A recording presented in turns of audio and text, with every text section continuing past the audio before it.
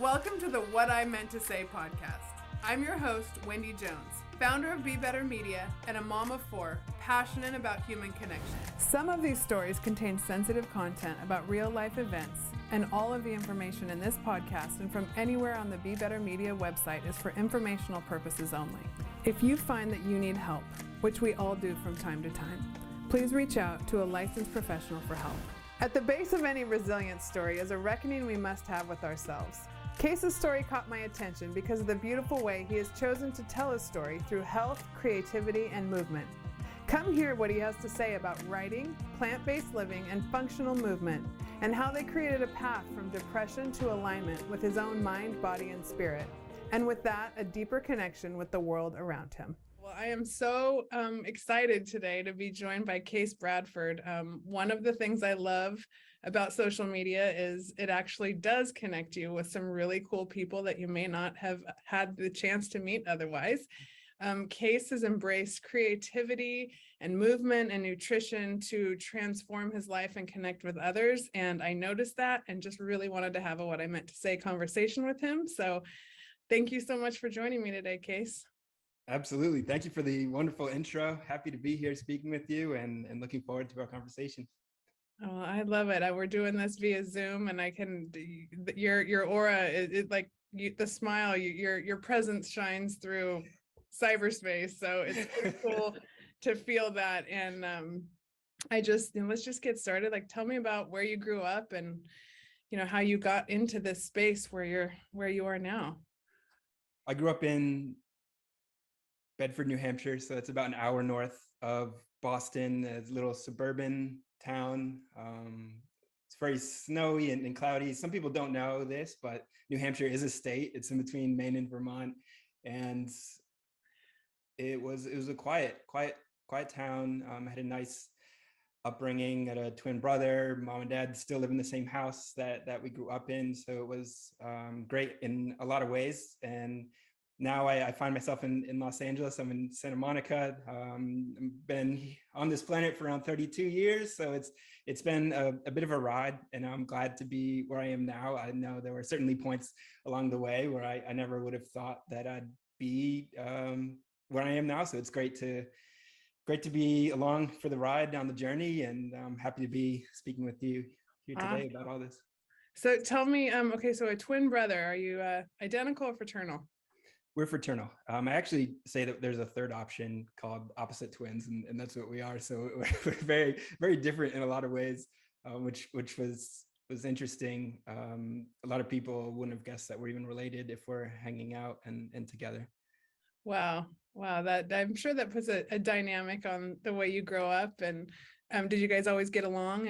And or how's that experience, just having a twin and being raised, in the same household with same parents? I'm always fascinated by same parents and different outlooks. You know what I mean? Because yeah, that's a great point. Because I think, when we consider how people end up versus, how they were born, there's always this conversation between like nature and nurture. And if you have the twins are in a especially interesting example, because in a lot of cases they are the same nature and the same nurture. Like identical twins are literally, right, the same DNA, and they have the same parents. But yeah, we were definitely cut from a similar cloth in some ways, and that must have been the parenting that we had. And then also are very different in a lot of ways, which must have been something to do with just whoever makes somebody unique, Yeah.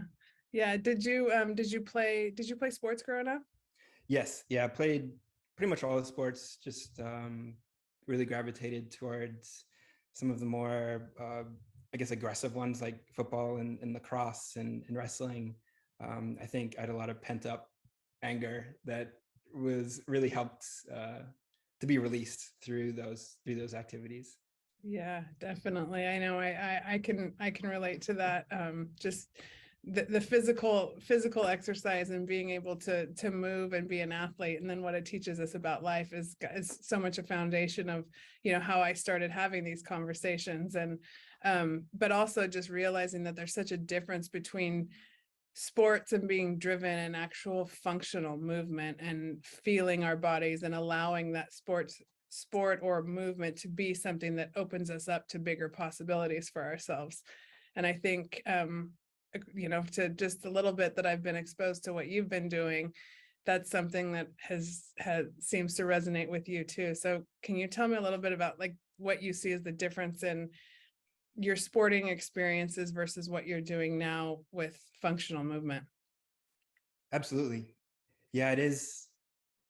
It is interesting to think about movement just overall and how we are movement in a lot of ways, more than anything else, where we're constantly moving, always in motion. Some part of us is, our heart is always beating, our blood is always flowing. And then from there, I find that the more movement I integrate into my life, the better I feel. Nothing is worse than being stuck sitting, being seated all day or on an airplane. It just makes me feel terrible. I feel stagnant. I feel my brain starts to get depressed and literally depressed, kind of squished down like a hose being kinked. And growing up, it seems like the best outlet is either sports that you do with your friends, or it's going to just play outside, which is usually, I don't know, like hitting your friends with sticks or something, like whatever kids do, just play with things and climb rocks. And as I got a little bit older and left the school system, there were, fewer opportunities to just play sports. So I started kind of discovering different movement practices. I think the first functional fitness method or practice that I came across was martial arts. So that was helpful going from a small town to a more urban environment where I saw more violence. I was much smaller in size and I wanted to know how to defend myself a little bit. So there was a real practical, functional aspect to learning martial arts and having some confidence to be able to defend myself. Along that path, I learned other things like discipline and the value of repetition, where if I, repeated a certain kick or a certain grappling maneuver over and over again, I would get better at it. And I could take that learning and apply it to other areas of my life, just knowing that the more you practice something, the better you get at it. From there, I realized that I don't live in a kung fu movie and I almost never get into fights. so there was some functional element there, but not completely. What a couple of things happened. One, I learned that the more you learn about fighting, the less you want to get into a fight. And so just, the best self-defense is to run away. You never want to risk any sort of physical altercation. And then I started to think more about, well, what are the other functions that I could apply fitness to sort of elevate my everyday existence? Yeah, that is beautiful. And I know that through movement, you've also integrated nutrition into that. And I from what I listened to you on another podcast, obviously before we had this conversation, and I know you've dealt with some depression. Can you take us back a little bit to, when you started to struggle with your mental health and what that felt like? Yes. Yeah. So that would have been most of my life growing up, really all through college. So, and I'm fascinated by nutrition. And it's so amazing to see where we've gotten as a society. We're so advanced, and yet we seem to have forgotten the most important thing, which is the deep relationship between what we consume and how we feel. And growing up, I had braces, I had acne, I was really skinny, I had a lot of anxiety and depression, and I never really, it was kind of commonplace, like that's just life. Everyone was kind of dealing with that. Some people went on various pharmaceuticals to resolve these issues, but there was not much, really any talk about nutrition. The only thing I got was in school, which was kind of around like eating certain foods for like low calorie, low fat, eating your whole grains. And then later on, I started to learn more about this thing called the paleo diet. And I tried that out and really had some amazing results. I started to feel better than I ever had. And that's when I realized like, oh, you can feel like this? This is awesome. And that was just through nutrition, just really getting rid of processed grains, getting rid of added sugars and seed oils primarily. So just getting rid of like those three elements of our food system that are in a lot of processed foods activated this part of me that I was pretty much dormant, which I call depression, which was just feeling dark and down pretty much every day and having a lot of deep, dark thoughts. And from there, it's been a bit of a journey. It's had its ups and downs, but that was how it started. Yeah, I mean, you're hitting on something so crucial and key here that I think is becoming part of the greater consciousness little by little, but that, the gut brain connection, I think I read my first book on that about 10 years ago. My youngest son is on the autism spectrum, and helping him feel better is what made me realize, well, this isn't just for him. This actually makes all of us feel better and perform better and have better relationships. And when you realize that the way that your gut brain axis works, and then your enteric nervous system, which was something I had never heard about. I mean, all through biology, and you hear about your nervous system, but you never knew that there was another one, right? And that enteric nervous system and that vagus nerve, and how those things are being activated by your food choices. It almost just sounded so out of left field, but the more that I've paid attention to it, I am so fascinated by where we are as a society and whether we're going to grab on to what we're learning, because I know that I don't believe that people got into things intentionally to hurt anyone, but I do believe we are up against a power structure and a corporate structure that is benefiting from the way things run now. And as we learn new things, how do we get those ideas out there? And I think that our stories are one of the most powerful ways to really disarm people and say, no one's here to hurt anyone. But when I see how your life has been transformed, and I'd love to hear a little bit more about the food options that you choose. I know, like you said, grains, no processed grains and oils, but like, if someone were trying to implement some of this in their own lives, what are some of the products that you use that you think would help someone get started to clean up their gut-brain connection? I agree full-heartedly. It's really like swimming upstream at first, and there are so many different perspectives about how to eat, especially for optimal health, resolving certain diseases. It's just like such a wild west. Everyone sort of recognizes that we're in a bit of a pickle with the junk food situation, and then there's all these different diets. And what fascinated me is how a lot of them are opposite to each other. There's some folks that are saying eat only meat, some saying eat only plants, and like everything in between. So it's like it can be so overwhelming, right? It can be so overwhelming. And I'm open to the idea that, it could be a very individual thing. And I actually think that it is. I think that what works for some people doesn't work for others. Although I'm fairly comfortable to say, like, none of us should be eating the amount of sugar that's in the typical American diet. Whether your body responds to vegan or meat-based or some paleo or keto, all of these things, it seems to me that different things are working for different people.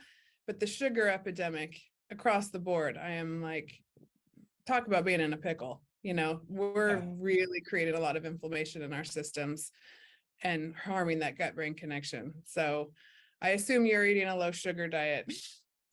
Yeah, that's a great place to start, is just taking a look at how much sugar you're consuming. I look at it like a drug, because it is a drug. It is absolutely a white addictive powder that provides no health benefit, that is going to keep you coming back for more. And so the first step to just be like, stop consuming drugs, especially sugary drinks like soda. That's no different from cigarettes in my mind.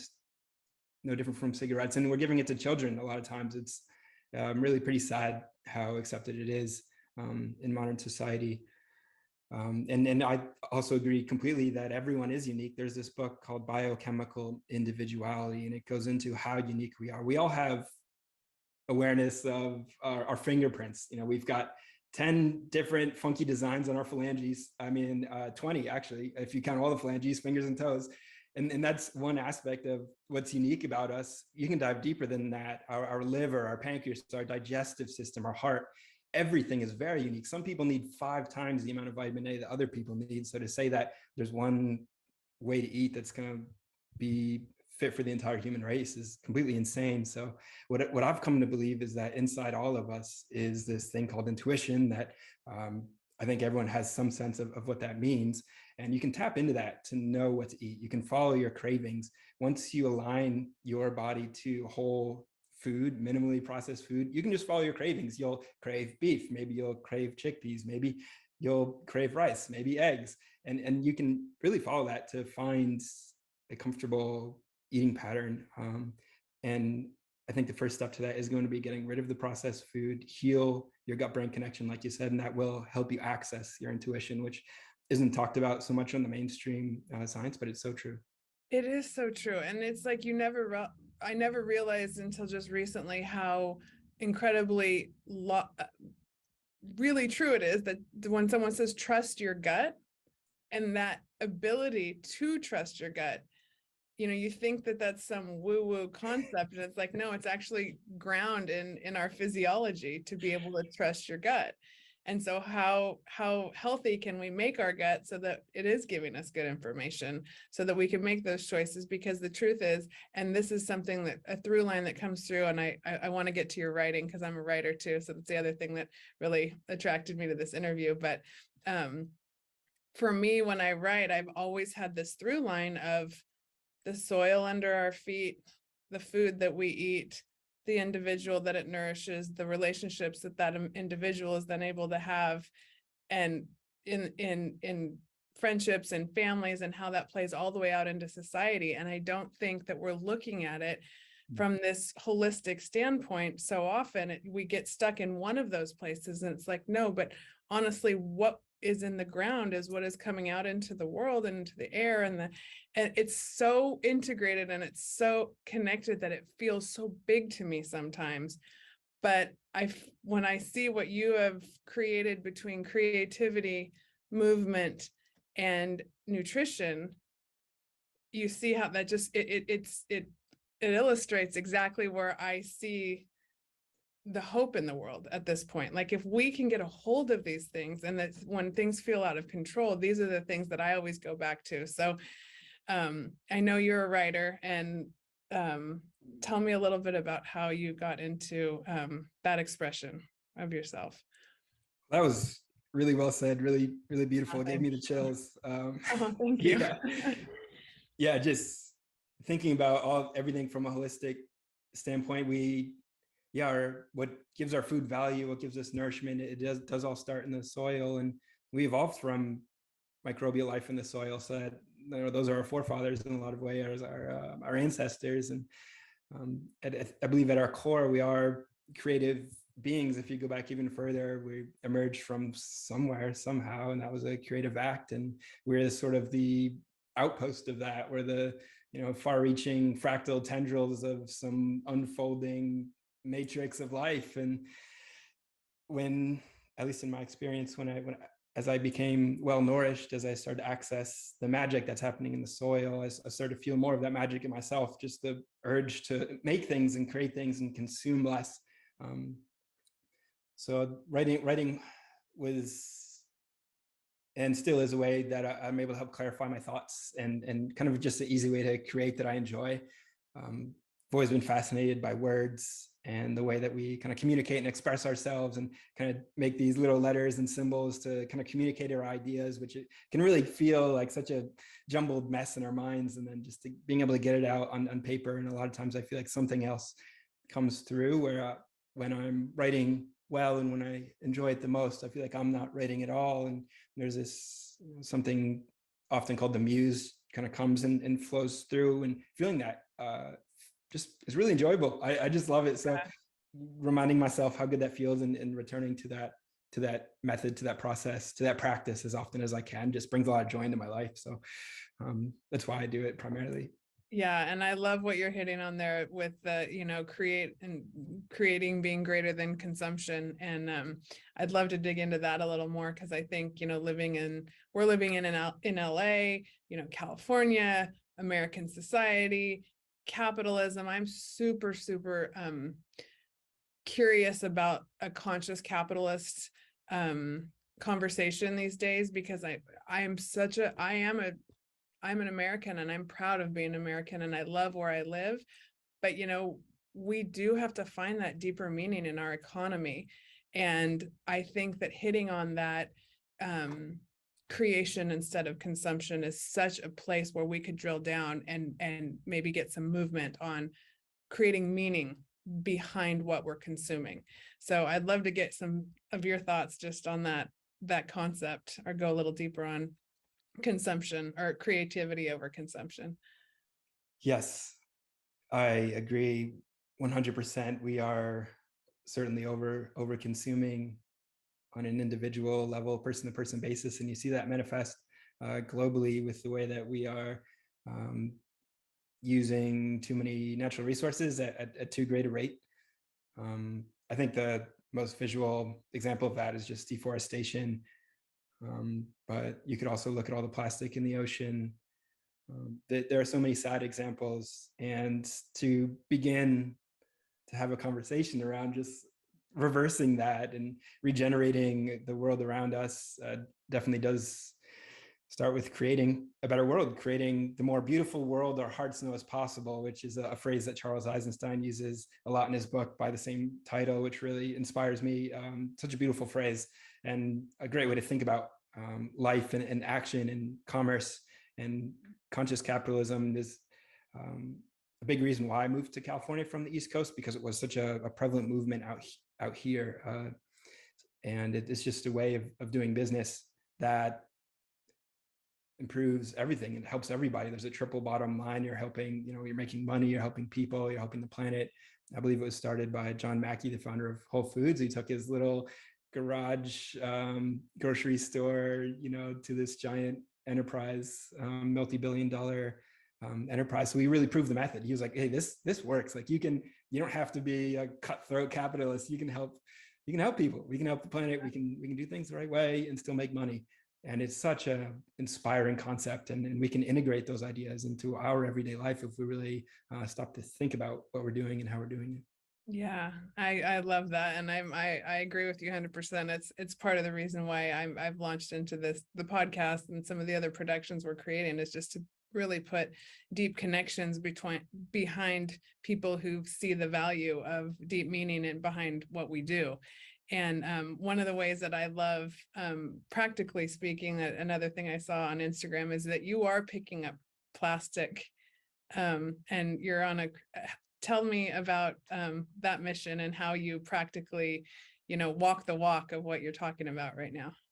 This was a small project, a contribution that my girlfriend and I, Fiona, we saw just a lot of trash on the beach. We live near the Santa Monica Pier, and there's a lot of tourism there, and there's just a lot of trash that accumulates. So one day, I think we picked it all up and then just thought, like, how much of this can we pick up over the year? And I was like, maybe 100, 200 pounds. She's like, let's do 500. So we got like a little fish scale, which is, I don't know, is $5-10 on Amazon, and you can just hang whatever you pick up and just weigh it. So we'll go down there and just scoop up the trash and see how much it weighs. And they're just trying to get 500. I love it. You're gamifying cleaning up the earth. I absolutely love it, because it does. I mean, that's even a little bit of the athlete in you, right? Like we love metrics, and we love to know that there's, something we can measure. I mean, I'm a swimmer, and I always was like, oh no, I like to swim an even number of yards, or I like to swim that one more lap. And it's like that idea of like, let's set a goal that actually matters to the planet.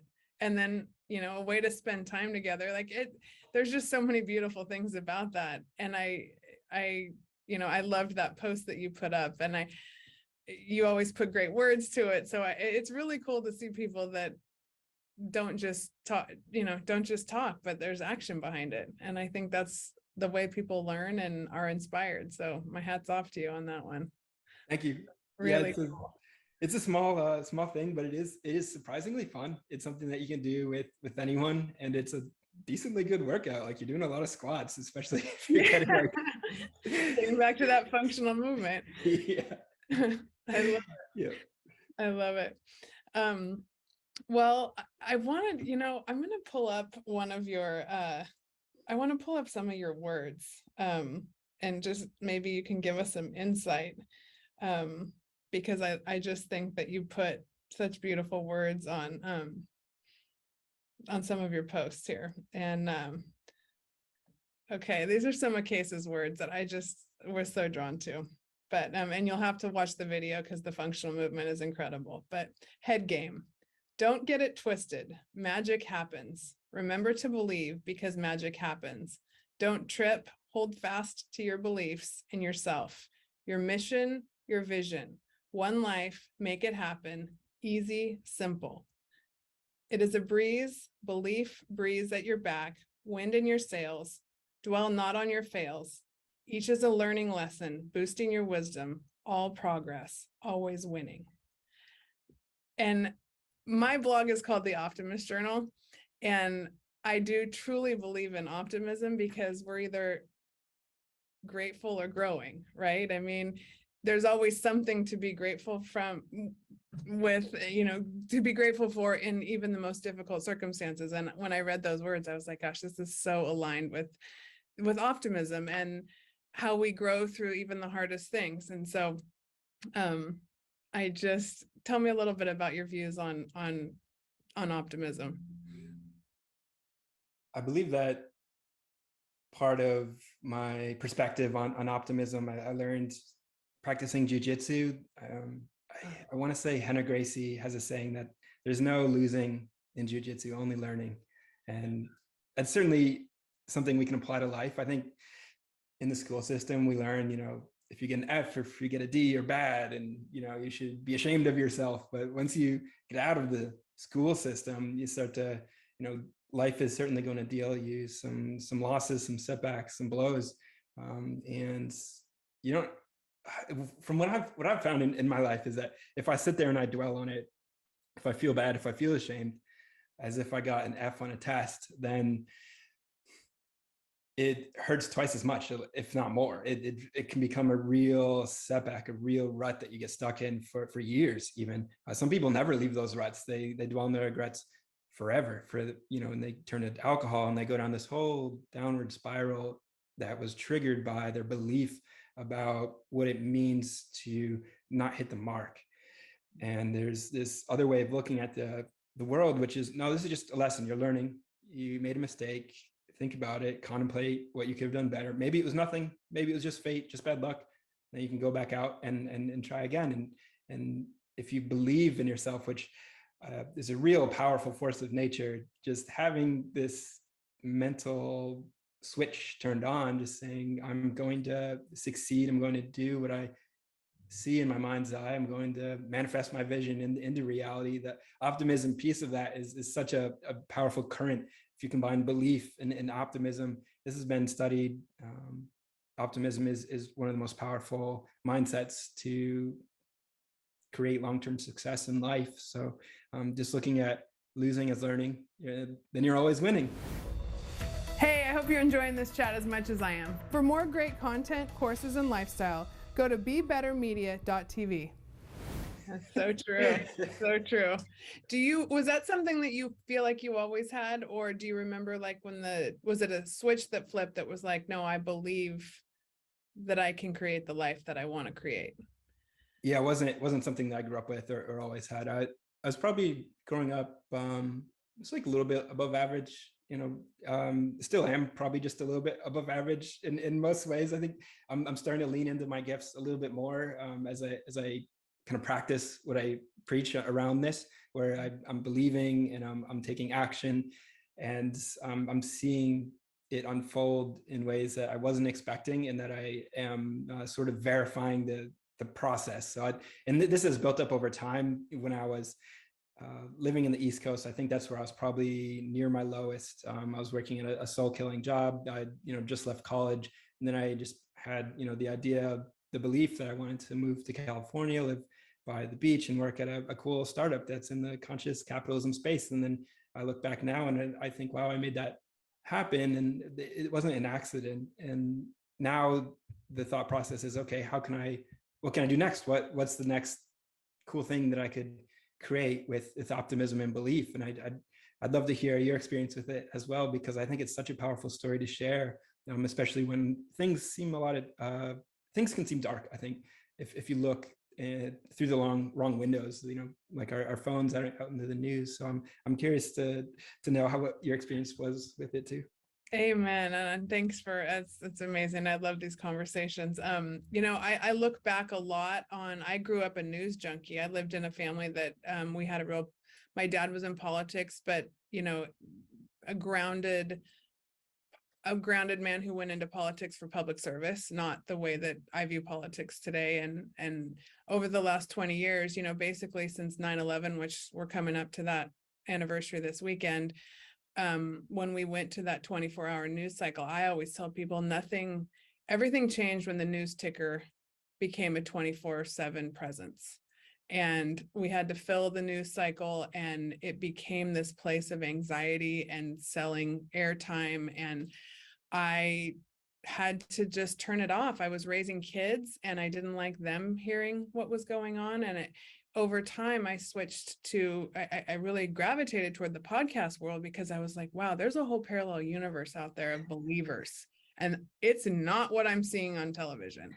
So I turned off my TVs basically, except for sporting events, which I still love sports. And I think sports give people hope is another, it's another avenue of where we can come together.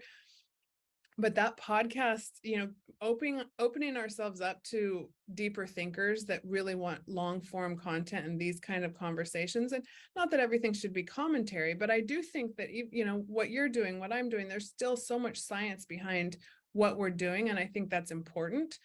But the conversation, the human connection, like we cannot lose that. And there's something in the traditional media space that's been lost. So between that media space and just too many choices, like just really being able to zero in on what's simple and good. And those were in your words in that post that I read. Like, simple is better. Too many choices make people unhappy. And so when I came into this space of optimism, I went through a divorce in 2016. And that's really when I started my blog, because I started realizing I wanted my children to have an idea of what their mom was thinking. And I had wished that someone in my family had left a journal, because sometimes you end up in spaces where you're like, how the heck did I get here? But you win and you grow when you ask those questions and you're not afraid to answer them. So I started my blog, and I started realizing that everything that I'm going through is transforming my life. And it's up to me, not what anybody else thinks, but it's up to me to create the life that I want. And not that we have control over everything, but that belief in yourself and that sense of worthiness that we often lose when, we're shame-based. And if you, like you said, I got a bad grade, I failed that test, I made a mistake. If you hang on to that shame, that sense of unworthiness will absolutely burn you out. So, shame is a big one that I've wrestled with.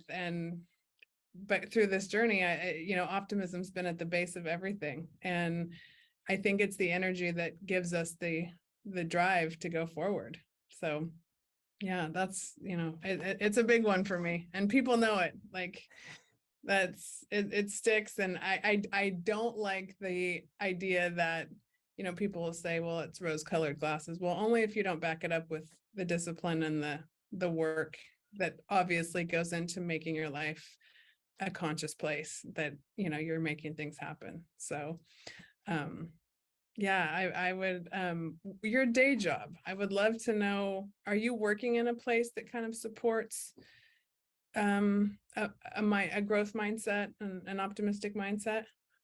Yes. Yeah, I work in tech, work for a company called Thrive Market.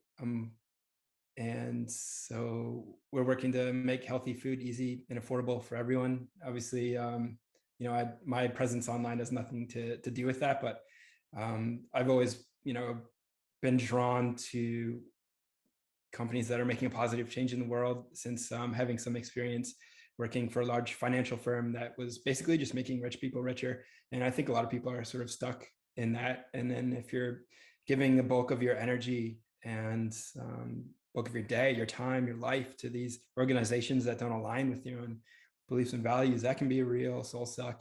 And I took a big pay cut and a big risk trying to find a better path. And I eventually got there, but it wasn't straightforward. I also I worked at, a bike shop for a while here in Los Angeles. I worked for a company that was trying to deliver food from the farmer's market to just people who ordered it. So it was like driving an hour with like a bag of lemons. It's like cool idea, but it didn't quite pan out. And then I worked for Tesla for a little bit, selling solar panels, just like in Home Depot, walking around saying like, hey, you want to go solar? And they're like, I live in an apartment, like I'm just trying to buy a new toilet seat, leave me alone. So that was like, it's like the whole career path, idea is fascinating, talking about, our economy and trying to like recreate it. It's such a giant machine that we're up against, and now trying to find something that I can do to provide that would be unique to me, that I can create on my own, something that doesn't already exist. Something in the health and movement space has been a primary focus of my free time, to try and create more, just exactly as we said before, just we get to. Yeah. I'm really curious as to how you're connecting in that space. Are you doing personal coaching, or are there ways that people can connect with your wisdom beyond Instagram? Yeah, I became a certified health coach years ago, and I've never used it. Recently, people have been reaching out the more I've been sharing online. So I created a site, and I'm offering coaching through there. People can reach out to me on any social media platform if they'd like to connect on anything health, fitness, movement, vitality. I have a bit of a different perspective on holistic health, and I'm happy to share it with anyone who's willing to go on that journey. And can you give me just a little a synopsis on what you consider to be holistic health? Absolutely. Yeah. So I guess you could say every single touch point affects our health. So everything from the water we drink, the food we eat, the shoes that we wear or don't wear, the relationships that we have, how we work out, where we work out, what we eat, what we don't eat. Everything really can be optimized, tweaked, and changed to create a different output. We're expressions of the choices that we make over time. So just having the courage to make different choices will result in a different output. Yeah. Choice. I don't think people realize there's a beautiful TED talk that I love by Caroline Myss, and she just talks about the choices that matter. And it's a beautiful, it's only about 25 minutes, but her point being, it's the little choices that we make over and over and over again. Everyone thinks, oh, it's the big, like, which job did I take or which house did I buy? But what time do you get up in the morning? Like, do you get some morning sunlight? How many people do you talk to every day? How much movement do you get? Like, it's little choices that add up over time that end up having such an incredible impact on happiness, which, I sometimes even struggle with that word, because it's like, what are we really, you want to be happy, or do you want to, that toggle between like happiness and deep meaning and joy. And I think that those simple choices really end up adding up to the amount of deep meaning and joy that we can find in our lives, but they get overlooked, in the busyness of American life, they get overlooked. So yeah, and it seems like a lot of the mainstream default choices that we're presented with are somewhat antithetical to forming sort of long-term okayness, I guess you could call it. Like, we're kind of driven towards happiness, and for a lot of people that might mean like going out and drinking alcohol, or like going out to a restaurant, or having sugar. Like, is Coca-Cola, isn't their slogan something like open happiness, or like McDonald's, like all these big fast food companies that kind of leverage our desire to be happy and kind of steal away a lot of our energy, because it'll be like a short-term bump, and then you kind of have to suffer the consequences. And it's sad, but what I am really sort of frustrated with on one hand, but also enthused by on the other hand, is this realization that I'm happier than I ever was on that path. Once, eating healthy isn't a struggle, it's not suffering. Movement, it's not restrictive. It's right. No, it's beautiful. Yeah. It's amazing. And it activates this like energy and this positive mood. And you get all this serotonin from healing your gut. And it's just it's so much better. And just finding a way to communicate that, to sort of counter the narratives of like, oh, you're gonna have to struggle in the gym and suffer, during mealtime. It's like, no, this is all fun. It's all joy. It's all a way to access a better life through every moment, really. It just builds. It just gets better and better. So yeah, and I've seen a ton of momentum around this stuff. There's something that's hitting me right now, and only because I too, like, I've walked this road of I think it's evolution and it's changing, and when we're always works in progress, right? And sometimes when you're on that road, as you make different choices, other things fall away, right? And other relationships might fall away, or places you hang out, or jobs you might keep, or things like that. Can you speak to a little bit, how to handle that feeling of loneliness that comes with evolution? In my experience, it's got to be one of the more difficult aspects of a change, for sure. If you have trust and faith in yourself and your soul and the reason why you are doing what you're doing, you will connect with others who are on the same path. More and more of us are waking up to this parallel life, as you mentioned earlier, and you will connect with others. One thing that I've found really over the past 2 years that I didn't know about before is that if you are sharing yourself honestly online, sharing your journey through Twitter, through TikTok, through Instagram, whatever platform appeals to you, you will connect with other people, and some of them will live nearby, and then you might be able to grill with them and share a steak or drink some coffee or go work out. I had no idea about this until 2 years ago, and maybe it's increased a lot ever since. I think lockdowns may have been a catalyst for more people to jump online and start being authentic. But wow, I would absolutely say those two things: one, just to have trust, faith, and courage, and the other to share and connect. Yeah, no, I think that's so beautiful. And I think it is really freeing once you find that place where you realize that, being real is the only way forward. And, I was thinking this morning, like, we all struggle with different things, right? And so you can get into conversations with people where you might know something about their struggle. And I always say, like, nobody ever knows the full extent of what someone's life really looks like, or what they're going through. And that's where kindness, and compassion always comes in for me. But I think, like, it's our job to wrestle with what our things are, rather than look and say, hey, here's your problem. Like, you should look at your drinking problem, or your the way you handle your relationships, and really being able to turn that lens and that look in the mirror and say, okay, what are the things that I can do to make myself better, rather than pointing that finger and thinking that that's somehow going to help the world or help you feel better. And do you have any feelings on, when you run into projection, or, how it is that we can have the courage to look at, really, we're the only thing we can change, Yeah, that's a really difficult one. It's it's so tough. It is. It's a big Yeah, yeah.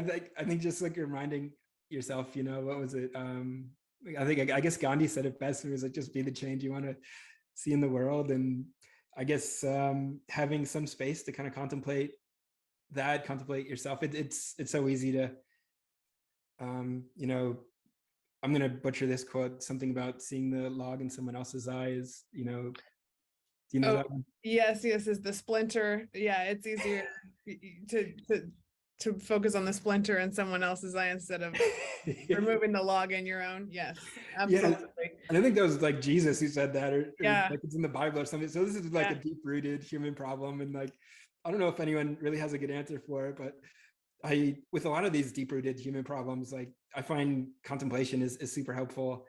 Just having some stillness and time set aside where you can just be with yourself, to kind of like remind you of or just like kind of look at these things like a little bit closer, just to kind of re-examine them every once in a while and make sure that you're not just like Yeah. focusing on the wrong things. Yeah, absolutely.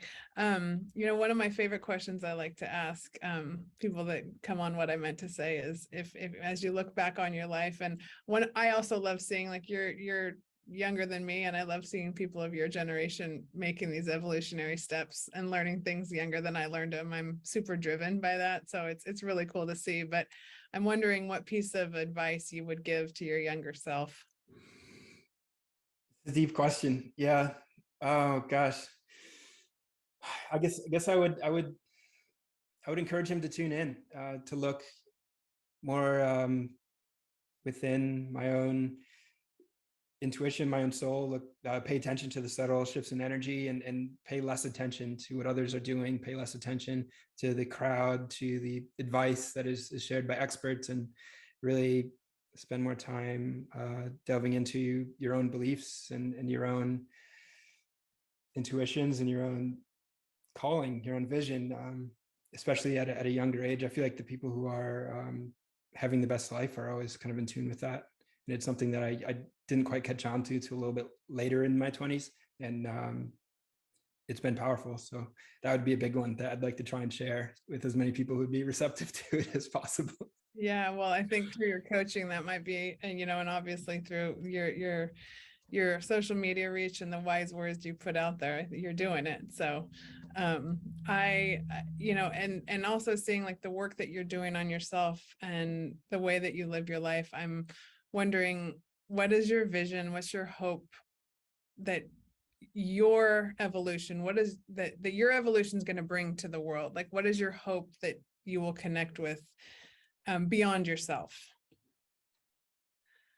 It connects back with a lot of what we've talked about, just trying to evolve as my daemon, as my inner voice, as kind of dictates and says, each step of the way. I don't have too tight of a grip on what that will unfold to be over the long term. I just want to take it really kind of day by day, moment by moment, season by season, as much as possible, and follow my curiosities, my passions in ways that I know could be helpful, could be in service of my community, my friends, and my family. Specifically, some things that I'm really focused on and energized by are bicycling as a mode of transit. I haven't had a car. I've been cycled over 22,000 miles all over LA in the past 7 years, and I really love that. Just eating nutrient dense food, minimally processed, and multi-day fasting has been a recent joy in my life over the past year. Just like things that aren't being talked about as much as they should be, because I know there's so much value there, and just finding a way to share it to a broader audience, because if it helped me so much, I know it can help other people. So just finding ways to share these ideas is a primary focus for me in these upcoming years. Yeah, that's all such good stuff. And I mean, talk about walking the walk. And I'm curious if you would share a little bit more about the multi-day fasting. Oh, okay. Yeah. So this one, I have to be a little bit careful around Okay. talking about this, just because I don't want anyone to just jump right in, or to be sort of offended by the fact that I'm not eating for 5 days. This was a practice that I built up to over time, and it started December of 2020 when I had COVID. I lost my taste and my smell, so that was the only symptom I had. Luckily, I was perfectly fine aside from that, but I wanted to taste my food again. I wanted to smell my coffee in the morning and enjoy my delicious meals. And this voice inside me said, fast for 3 days. So I said, okay, I'll give it a shot. And I fasted for 80 hours. And then when I replenished and renourished myself, I could taste it again. I thought, wow, this is really cool. That was awesome. And I'm sure it could have been a coincidence, but I have studied it deeply since, and I've practiced it more, and I've shared it with others. I've built up to a 4-day fast and then a 5-day fast. And the reason why I went 5 days was because I had a pretty bad back injury that was lingering for months. And I had read this book called Beyond Fasting by Dr. Dan Pompa, who talks about the way multi-day fasting regenerates your body. And around day 5, you get a large surge of stem cells. So I thought, well, this could be an excellent way to test the method and repair my body. And sure enough, after 133 hours, I went back to eating, and I could climb the rope down at Muscle Beach perfectly well, had no pain.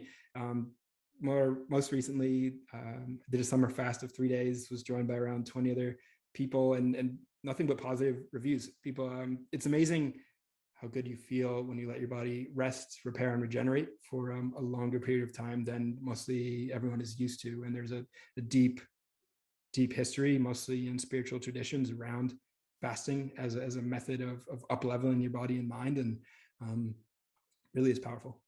Yeah, that is super fascinating. And I'll make sure we get all of these, the books that you're mentioning too, in the show notes, because you've mentioned some good ones. And it's definitely something I don't know enough about, but it's really interesting to hear, your personal experience. And I always say, like, I think we get really thrown off by feeling like we need to be right. And again, that's what I love about stories, is if you're sharing your personal experience, and that's one, it's very generous of you and open, but two, it's your personal experience, so it's not wrong. And so of course I always say, consult your doctor, and we're not doctors, but we're having a human conversation. And if you've had those experiences, I think it's super important that people get to hear about them. And so that's it's really powerful. So, and you're drinking water during a fast? So the way I do it is 0 calories. I haven't done a strict water fast. The way I view that is a little bit more of a spiritual cleanse, where it's not even getting any taste or flavor. I'll have black coffee, I'll have herbal tea, I'll have sparkling water, and then around 3 teaspoons of salt a day. So it'll be breakfast, lunch, and dinner is like a teaspoon of salt, and that helps to make sure you have electrolytes and stay vitalized, especially because I have to work. So it's not like I can just lounge around for 4 or 5 days. But yeah, and then I just kind of use that more of a rest time for my movement practice. It's mostly mellow yoga. I'm not doing any intense exercise during that. And I'd say that one of my favorite aspects is how much less sleep you need, and how energized and positive my mood is. Especially once I got used to fasting, the 3rd, 4th, and 5th day are really quite remarkable once you get into that deeper ketosis, once autophagy starts happening in a more powerful way, which is the way that our body uses our fat cells and our inner energy to create life. So when this is the whole purpose of fat cells. A lot of people talk about shame. A lot of people look at their fat cells with shame, as if it's a bad thing, but your body looks at that as a survival tool, as a necessary aspect of life or death. Like, we need fat cells because our ancestors went through long periods without food. And even the Maasai, which is a hunter-gatherer tribe in Africa, will go months without food when there's nothing to harvest, and hunts are, not coming back successful. So this is what we call fat cells, and it's just stored energy. So the way that our body turns that into energy is they'll take the mutated, deformed, and potentially maladaptive ones first, and it burns those for energy. So this was a Nobel Prize winning discovery in Japan in the early 2000s. It's called autophagy, and it's a great way to help protect yourself against long-term degenerative disease, because mostly for me, it's cancer. Having had a tumor in my arm in my early 20s, that is a primary driver for me to want to kind of do that cellular cleanup every so often. And I do really just went on a long tangent there. I kind of forget the original. No, there is so much in that, making me so curious. So hopefully it will, entice some of our listeners too to ask some more questions, because we have a world that is addicted to, we are a drug-based culture, unfortunately, and I'm passionate about holistic healing and ways that we can activate our own bodies, because they're amazing. And the more I learn about it, it's that concept of the more I learn, the less I realize I know. And I love hearing stuff like this, because it does just keep you curious and learning. So I thank you for sharing all of that. Really You're cool. welcome. Yeah. It's one thing that I would say, if you're curious, or if anyone is curious, to like kind of build up slowly. It's difficult to do, and it's really a really heavy mind game. Like, I love food and I want to be eating it 3 times a day. So to say that I'm not going to have it for 4 days is like, it's a bit confronting. So it took a while to build up to that. And then also just having the experience of how good it feels. It really is activating a super state. Like, evolutionarily, if you weren't eating food, your body would need to up level, to up regulate, because, okay, we need to find something or we're going to perish here. So tapping into this deep state that has been verified through thousands of generations of evolution is something that most people haven't accessed. And I'm excited about it, because it's really great. Like, words don't describe it, and I'm going to sound like a maniac, but if you ever experience it, you'll know what I mean. And yeah, it's cool stuff. Really, really cool. So I think with that, I would love to know, like, how can people connect with you? How can we help them find you? And yeah, your coaching and just your words, all of that. I'm Case Bradford across most social media. I've got links kind of connecting everything. Should be pretty easy to find through that avenue. And I'm always happy to talk about anything via DM, or we can hop on a Zoom or phone call, or meet up if you're in Southern California for some coffee or some steak. And yeah, I'm excited to connect with anyone that wants to talk about any of this stuff. And it's yeah, been a really fun conversation too. Thank you for asking so many great questions. Oh, absolutely. I've enjoyed it completely, and I love your enthusiasm, and it's contagious, and I love what you're doing out there. So we're in the same neck of the woods, so maybe we'll end up meeting up one day in person. But thank you so much for joining me today, and I think there's a lot of great things to help people here. So I appreciate your time. Beautiful. Looking forward to it. Thanks again. Yeah. All right. Take care. Bye. Thank you so much for listening to What I Meant to Say. If you enjoyed this conversation, you know what to do. Subscribe, rate, review. And for more great content, courses, and lifestyle, go to BeBetterMedia.tv.